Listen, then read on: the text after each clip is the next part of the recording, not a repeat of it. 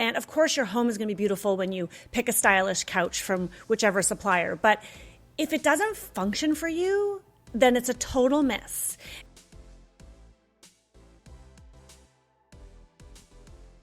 Hey everyone, it's Alex with Couch.com, and I'm here with my new friend, Rebecca Hay from Rebecca Hay Design. She is the founder and chief Rebecca officer. See? Ooh, love it. I just came up with a new title.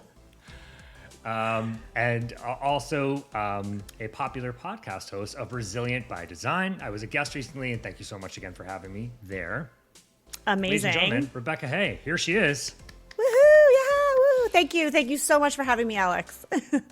My pleasure. You have agreed to come to Couch.com and tell our users about certain things that they may be curious about, that they may be want to hire an interior designer to discuss, but maybe they could think about these things first prior to doing that, or prior to going couch shopping, certainly. So one of the questions I think we get all the time is, I think customers generally have a lot of difficulty, and I've seen in my experience, discerning between two different types of couches. So I think starting with broad strokes and giving images to them, like the couch that's so comfy that you really, and it's deep and you want to curl up and watch a movie, or a couch that could act as a perch to have a cocktail on. Just start broad and then start to narrow in on something like a shape. Now, a shape is something that is, often discussed a lot, and it's sort of quite literally the difference between one couch and another could be like the shape of the arms. And I think customers in general, some people can see very clearly the difference between like a skinny tapered arm and a rolled arm. But I don't know, like, how do you guide people in the conversation about shapes, or what are your general thoughts about shapes and couches? Is it something we should be thinking about from the jump, or is it, I don't know, maybe I'm overstating its importance. No, totally. And I love that you're asking this question, because I'm going to geek out for a second here as a designer. Okay. And designers, if you're watching, you'll appreciate this. But, I always say in my design firm that we are function first design, because of course we're going to make it beautiful. That's what you're hiring us for. And of course your home is going to be beautiful when you pick a stylish couch from whichever supplier. But if it doesn't function for you, then it's a total miss.